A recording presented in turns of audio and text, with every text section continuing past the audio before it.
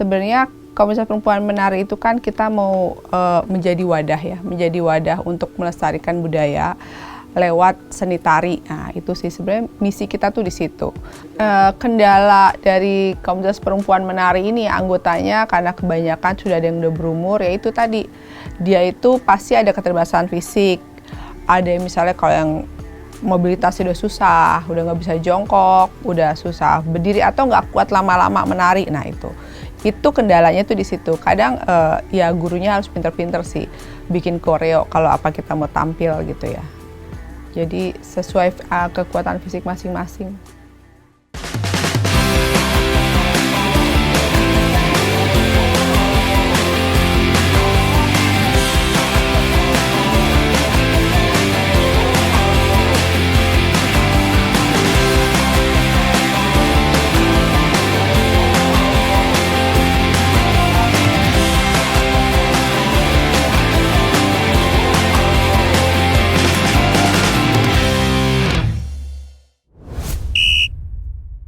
Jangan lupa untuk subscribe, like, komen, dan share.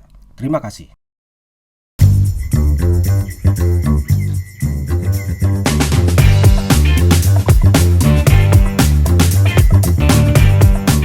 Nama saya Betty Siombing, saya biasa dipanggil Betty. Sehari-hari saya sebenarnya pengusaha. Latar belakang pendidikan saya arsitek sih, tapi lebih ke pengusaha sekarang.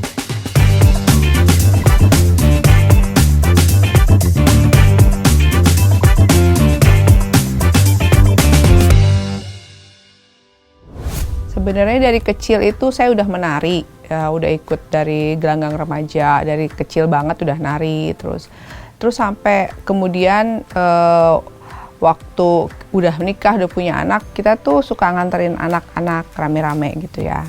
Dulu anak-anak kita bergabung di Resonance Choir, dia suka kompetisi keluar, jadi ini selama nunggu anak latihan, kita nggak apa-ngapain kan, terus akhirnya saya mikir, pengen melakukan sesuatu kegiatan gitu. Balik lagi dulu saya suka nari. Akhirnya udah ada beberapa temen yang sama-sama punya keinginan sama. Saya bikin itu deh. Kita ngebentuk komunitas perempuan menari. Seni tari ya itu sebenarnya sarana kita mengekspresikan diri ya. Kalau udah kayak saya sekarang terus saya sehari-hari kerja capek. Terus ketika menari tuh relax, lupa segala itu juga buat olahraga gitu. Buat kekuatan juga kan, kelenturan, dan ya sisinya itu melestarikan budaya sih untuk ininya.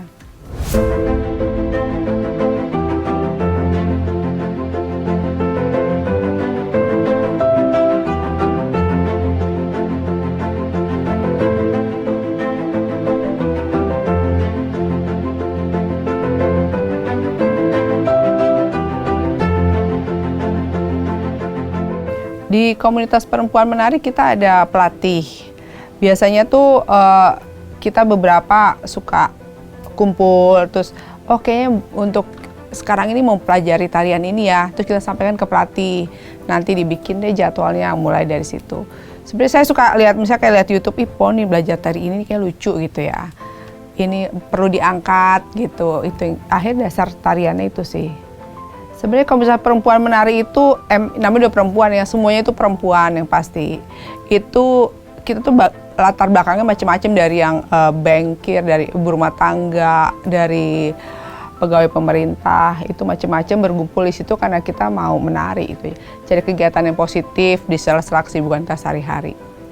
Ya seperti saya ngomong, itu kita dari kumpulan teman pertemanan sih, yang sama-sama mau cari kegiatan. Saya tuh sempat mikir ngomong ke teman saya, mau itu anak saya kebetulan kuliah udah sekolah pada di Singapura. Saya bilang saya nggak ada, Sabtu Minggu saya nggak ada apa-apa, mau belajar melukis atau belajar nari gitu ya. Terus teman saya dia bilang, yuk nari yuk, ngajakin. Akhirnya kita gabung ke salah satu sanggar waktu itu, Argahari. Tapi kok kayaknya lokasinya jauh dan parkirnya susah. Orangnya banyak banget gitu ya. Saya bilang, kita bikin sendiri aja, kayak kita sama-sama. Kita awal itu ada berenam sih. Kita bikin sendiri, terus akhirnya kita bikin sendiri latihan di Wijaya. Dari berenam itu sekarang ya itu berkembang sih orangnya, sudah banyak banget. Syaratnya perempuan. Syarat untuk bergabung di komunitas perempuan nari, perempuan itu aja. Dia nggak masalah usianya, nggak masalah backgroundnya apa, punya basic menari atau enggak itu nggak penting. Yang penting dia mau bergerak aja. Dia memang mau gitu, mau menari. Jadi itu umurnya tuh dari umur belasan sampai 60-an juga ada di situ. Dari yang benar-benar nol nggak pernah nari sampai yang dulu penari profesional juga ada. Jadi semua kita akomodir sih, karena semangatnya mau menari bersama aja. Kita sebenarnya mau kan melestarikan tarian ya, kita mau kembali ke tarian yang original gitu lah, originalnya begini. Jadi kita pelajarin tari yang basic banget, tapi kalau lagi mau pertunjukan kayak pagelaran, itu pasti suka dimodifikasi untuk kepentingan pertunjukan kan, supaya lebih ada bagus gitu. Tari kita udah banyak sih, dari tari Pagelu, berbagai dari Sabang Merauke kita pelajarin semua. Ya, perjalanan saya sampai sekarang menjadi ketua komunitas perempuan menari, karena saya sebenarnya salah satu founder dari komunitas perempuan menari yang berdiri tahun 2018. Jadi saya juga salah satu anggota paling lama yang aktif, ya lebih mungkin lebih tahu dan kenal KPM. Jadi ya akhirnya saya jadi ketua, ya mungkin asas dasar itulah. Visi dan misi KPM lah. Sebenarnya komunitas perempuan menari itu kan kita mau menjadi wadah ya, menjadi wadah untuk melestarikan budaya lewat seni tari. Nah, itu sih sebenarnya misi kita tuh di situ. Melestarikan budaya, semua pasti ujung-ujungnya mau melestarikan budaya kan, tapi lewat seni tari gitu. Ya misinya supaya karena ini untuk perempuan ya, harapan kita ya perempuan lebih mau terlibat dalam pelestarian budaya, karena gimana ya, kita melestarikan budaya kan mau ke anak-anak bisa dari ibu ya. Kalau akhirnya bisa regenerasi terus, kalau dari perempuan terus gimana juga nanti dia ngajarin ke anaknya. Akhirnya punya peduli sama kebudayaan Indonesia sendiri. Anggota KPM ini sekarang yang aktif sekitar 80-an, tapi yang tercatat sih sampai 150 tuh ada. Cuma kita itu di KPM nggak ada, di Komisi nggak ada apa tuh, kita bisa cuti, karena kan ibu-ibu kesibukannya banyak ya, kadang mereka harus tugas ke pulau sana ngikutin suami, nanti dia cuti dulu setahun 2 tahun masuk lagi. Jadi kita sebenarnya bebas aja sih, kapan dia ada waktu mau balik ya silakan. Jadi yang tercatat sudah ratusan yang aktif latihan, 80-an lah kurang lebih. KPM itu latihan setiap hari Sabtu seminggu sekali. Tapi kalau kita mau ada pagelaran pementasan biasanya tuh di drill, jadi bisa seminggu 2-3 kali tergantung siapa yang terlibat aja. KPM hanya ada di Jakarta, kita latihan di Kebon Sirih tiap Sabtu jam 12 siang sampai jam 5 sore.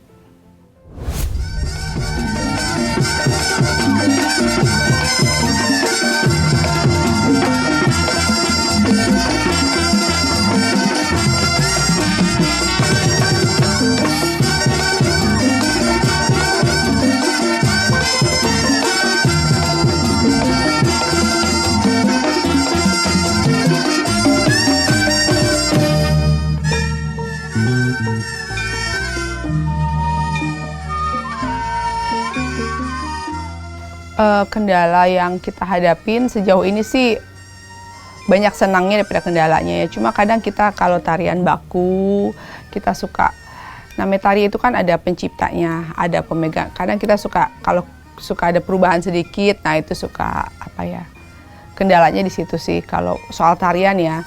Tapi kalau soal anggota ya, karena kadang orang usianya banyak yang udah lanjut juga ya, yang udah 50 ke atas.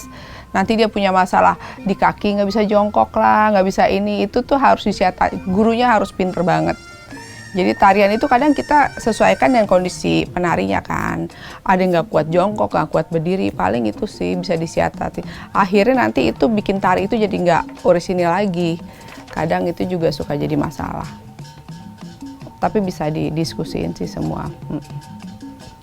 Kita itu ada tim event di KPM, jadi setiap kali ada undangan itu akan masuk ke tim event. Jadi kita nggak berdasarkan usia ya, siapa yang biasanya kita pakai seleksi, kita ada audisi, jadi siapa yang kelihatannya emang udah menguasai tari itu, jadi persiapannya nggak terlalu repot kan. Dia mau yang umur berapa, mau siapa, silakan aja selama dia bisa gitu.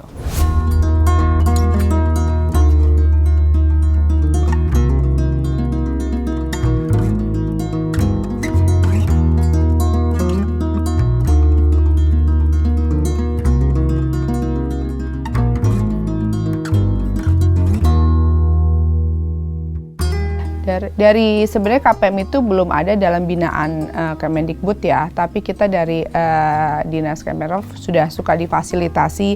Kalau kita ada latihan tambahan, kita dikasih misal di PPSB Selatan atau kita difasilitasi sih. Ya pemerintah ya kalau untuk tampil kita banyak sih dari kementerian-kementerian. Ya KPM udah cukup itulah, cuma kita belum jadi sanggar binaan aja sementara ini. KPM itu banyak sekali tampil. Kemarin ini kita dari Dirjen Perhubungan Udara, terus dari biasanya kalau ada kemarin World Dance Festival juga ada, terus waktu pelestarian tari merak UNESCO. Banyak sih, kebanyakan kita dari ini, kan anggota kita banyak latar belakangnya, biasanya tuh company dia, kementerian dia, atau departemen dia mau ada, kita di-invite dari situ. KPM itu setiap tahun kita punya pagelaran untuk KPM sendiri, jadi itu wadah semua anggota bisa gabung di situ. Itu kita selalu ada setiap bulan, biasanya November atau Desember, itu setiap tahun pasti kita selalu ada. Dan sekarang ini KPM sudah 5 tahun, kita nanti November ini kemarin cepat 1 kali nggak ada karena itu kan pandemi. Jadi ini akan ada yang kelima tahun ini. Gitu. Iya, kita pernah di Belanda ya, karena kebetulan KPM itu pernah tampil di Belanda, karena kebetulan salah satu founder kita sekarang bermukim di sana. Jadi kadang suka ada undangan gitu. Tapi untuk penari ke sana kan agak repot ya. Jadi ya itu kita pernah sekali 2 kali ke sana tapi nggak kita inin lagi. Selama bergabung di KPM itu momen yang paling berkesan tuh teman kita jadi banyak. Terus kenal banyak banyak. Dan yang pasti tambah temen, tambah kenal banyak karakter gitu. Bagusnya sih banyak, terus kita bisa latihan bareng, sehat bareng, nari bareng. Cuma ya namanya sekumpulan ibu-ibu ya pasti kan selalu ada friksinya ya. Tapi semua bisa disiasatin sih. Banyakan sukanya daripada dukanya. KPM itu pasti karyanya itu pagelaran setiap tahun, itu pasti kan. Dan kita juga sekarang banyak mengkreasikan lewat pelatih ya, mengkreasikan tarian yang khusus hanya untuk KPM. Jadi kita punya tarian khusus gitu. Tarian KPM sendiri.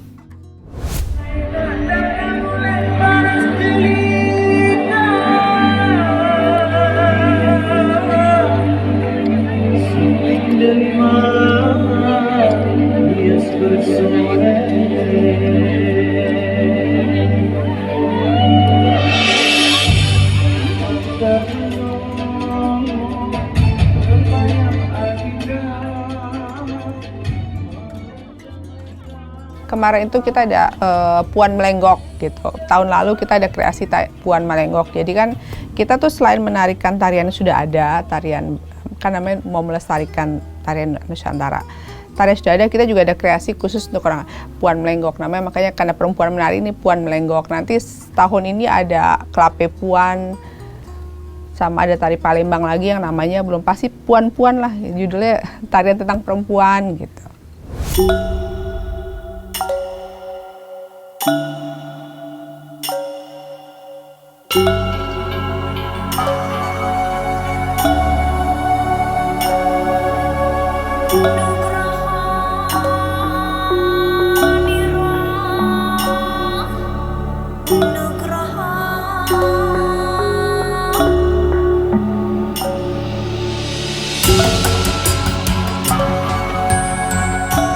Kalau untuk saya pribadi, tari Bali itu susah ya menurut saya. Tari Bali itu harus dimulai dari usia dini gitu. Jadi yang dari kecil karena banyak ini ya gerakannya, posturnya. Tari Bali itu susah, tari Jawa juga. Karena gerakannya pelan tapinya perlu inilah dia ada ininya sendiri. Tari Bali dengan itu sih yang paling susah.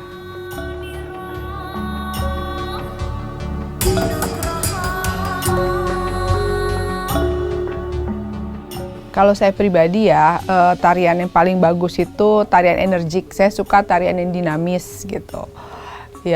Tapi kalau yang pelan-pelan itu saya pribadi, tapi setiap orang beda-beda ya. Ada teman saya juga KPM yang makanya mau tari Jawa, makanya kita adakan tari Jawa. Jadi kan nggak preference satu orang aja. Kita di Komunitas Perempuan Menari kita belajar tari, ada Bali, tahun lalu ada Bali, sekarang ada tari Jawa, tak Jawa Bedayan lah yang pelan-pelan gitu. Tapi kalau saya pribadi saya suka yang dinamis, yang energik gitu. Saya tarian paling berkesan bukan karena saya suka banget enggak ya, cuman rata-rata tarian itu saya pelajarin, saya cukup suka. Cuman yang berkesan sekali itu Papua. Papua itu energik sekali gitu ya, itu staminanya Papua itu benar-benar nguras energi. Terus gerakannya juga, kostumnya juga ada kostumnya minim, terus kita mesti energik. Nah, itu Papua itu buat saya yang paling berkesan. Buat saya tariin sih selama ini yang tarian Papua ya.